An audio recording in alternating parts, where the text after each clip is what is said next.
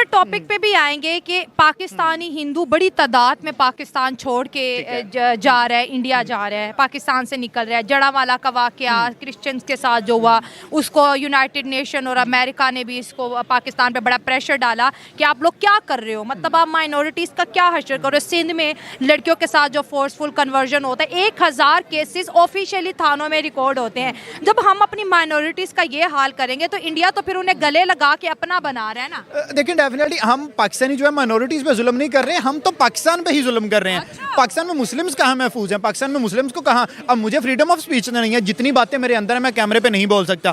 क्यों, आपको भी पता है इसके पीछे।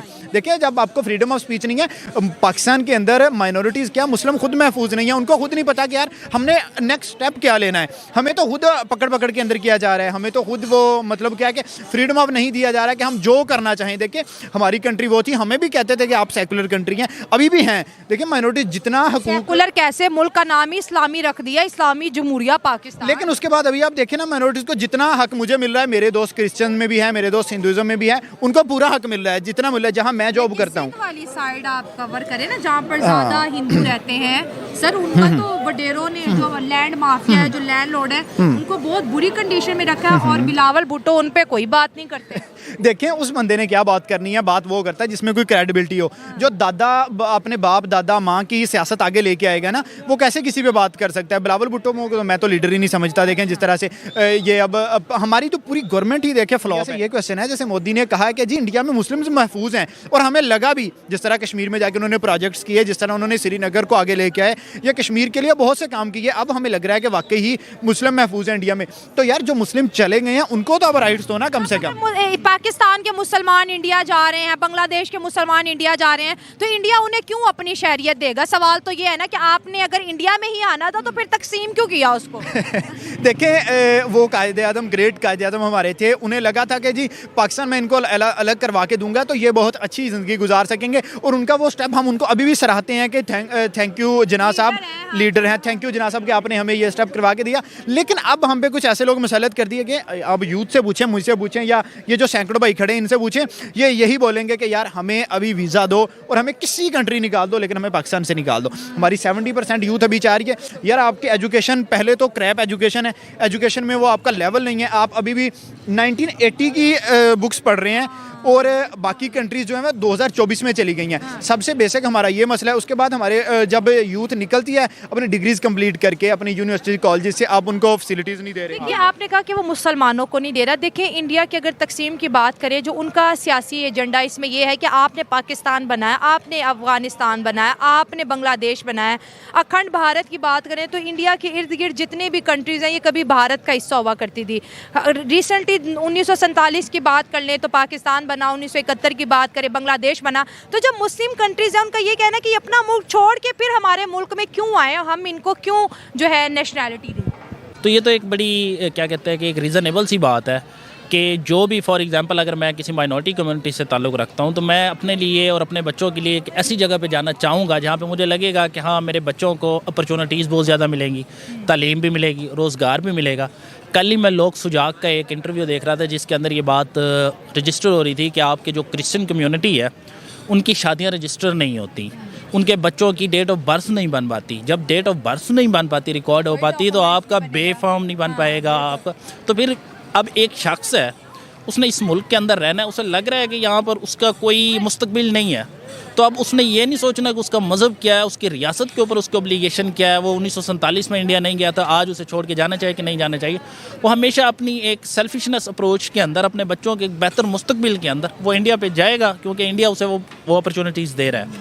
और ये सवाल आपकी अपनी रियासतों से भी मेरे ख्याल में बनता है कि क्यों आज आपको पाकिस्तान के लोग या पाकिस्तान के अंदर, सिंध के अंदर रहने वाली हिंदू जो माइनॉरिटीज़ हैं, जो अभी 12 साल की होती है, 13 साल की होती है, जिसे जबरी तौर पर लापता कर दिया जाता है, फिर पता चलता है कि उसकी जबरी तौर पर एक शादी भी हो गई है, वो कन्वर्ट हो चुकी है, फिर अदालत जो है उसको दोबारा से वो बुलवा रही होती है और उनके माँ बाप माफ़िया मांग रहे होते हैं। तो वो आपकी माइनॉरिटीज़ के लिए आपने इतने ज़्यादा मसाइल खड़े किए हैं जिसकी वजह से आज उन्हें छोड़ के जाना पड़ता सर है। मुझे बड़ी खुशी हुई कि आपने जो सिंध के अंदर जो हिंदू कम्युनिटी है उनके ऊपर जो जबर हो रहा है, जो उनके ऊपर जुल्म ज्यादती हो रही है, उसके ऊपर बात की। आपने फोर्स कन्वर्जन के ऊपर बात की, जो आप अपने लिए पसंद नहीं करते, जो मैं अपने लिए पसंद नहीं करती, मैं अपने पाकिस्तानी हिंदुओं के लिए भी वो पसंद नहीं करूँगी।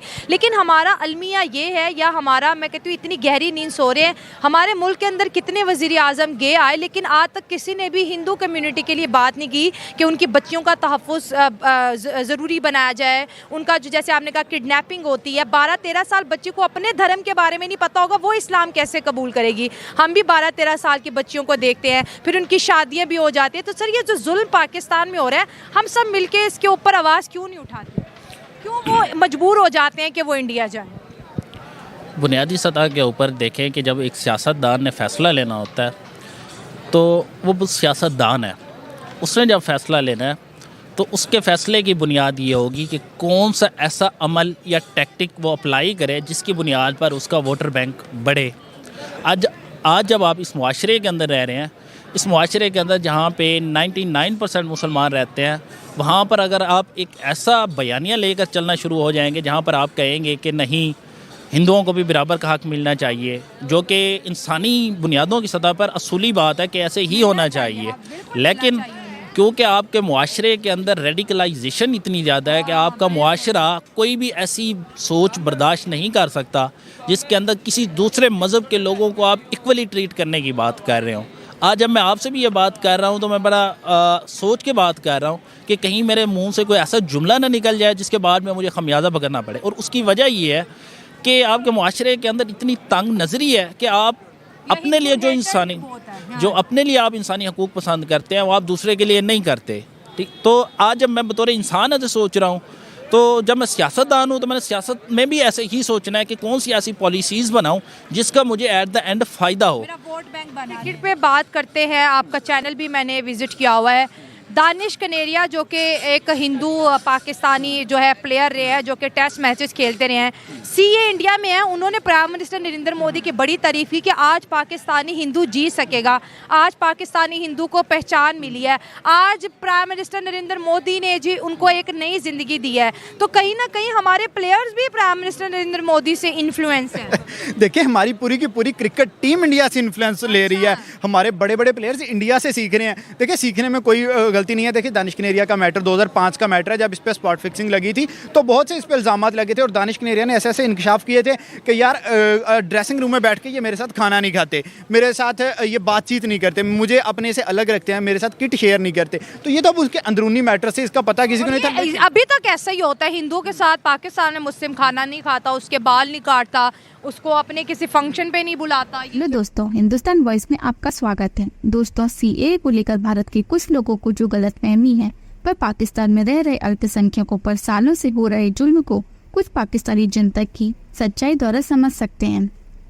हाल ही में भारत के गृह मंत्री अमित शाह का बयान भी आया था, जिसमें उन्होंने कहा, मैं बाकी रिलीजन्स के बारे में बाद में आती हूँ, पहले मुसलमान समुदाय के बारे में बात करते हैं, क्योंकि चाहे ओवैसी साहब हों, चाहे ममता बनर्जी हों, और फिर बहुत से विदेशी मीडिया जो है वो भी कह रही है it's an anti Muslim law, because आप मुसलमानों को नहीं शामिल कर रहे हैं, तो वो क्राइटेरिया ही है कि मुसलमान नहीं होने चाहिए। ऐसा नहीं है, आप इस लॉ को आइसोलेशन में नहीं दे सकती। इस देश का एक इतिहास है। 15 अगस्त 1947 को देश का विभाजन हो गया, देश 3 हिस्सों में बंट गया, वो बैकग्राउंड है। भारतीय जनसंघ, भारतीय जनता पार्टी हमेशा विभाजन का विरोध किया, हम कभी सहमत नहीं थे। इस देश का विभाजन धर्म के आधार पर होना ही नहीं चाहिए था, मगर उस वक्त किया गया। जब धर्म के आधार पर आप विभाजन करते हो और वहाँ जो अल्पसंख्यक है उन लोगों पर ढेर सारे अत्याचार हो, धर्म परिवर्तन कराए जाए, इनकी महिलाओं को अपमानित किया जाए, वो माँ बहन बेटी के लिए वो शरण में आए भारत की, तो क्या उसको यहाँ नागरिकता का अधिकार नहीं है?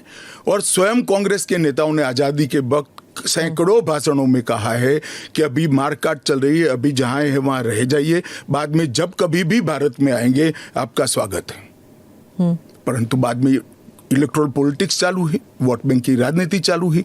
अपीसमेंट के कारण वो वादा कांग्रेस पार्टी ने कभी पूरा नहीं किया जो आज नरेंद्र मोदी पूरा कर रहे हैं। सर, जो बाकी समुदाय, बाकी जो रिलीजन्स हैं, चाहे हिंदूज हैं, जैन हैं, बुद्ध हैं, सिख हैं, उन सबको तो मैं मानती हूँ, ठीक है, देवर रिलीजन्स बॉर्न इन इंडिया। नहीं, आंकड़े पर पारसी और अगर आप पारसी और ईसाइयों को ला सकते हैं, उन वो जो रिलीजन्स है, they were not born in India, तो अगर आप पारसी और ईसाइयों को ला सकते हैं तो मुसलमानों को क्यों नहीं? देखिए, मुस्लिम आबादी के लिए ही वो हिस्सा आज भारत का भाग नहीं है।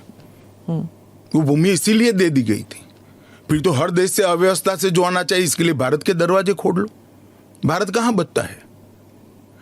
अखंड भारत के जो लोग हिस्सा थे और जिन पर धार्मिक प्रताड़ना हुई है, उसको शरण देना मैं मानता हूं हमारी नैतिक जिम्मेदारी है और हमारी कॉन्स्टिट्यूशनल रिस्पॉन्सिबिलिटी। और स्मिता जी, आप आंकड़े की गहराई में जाइए।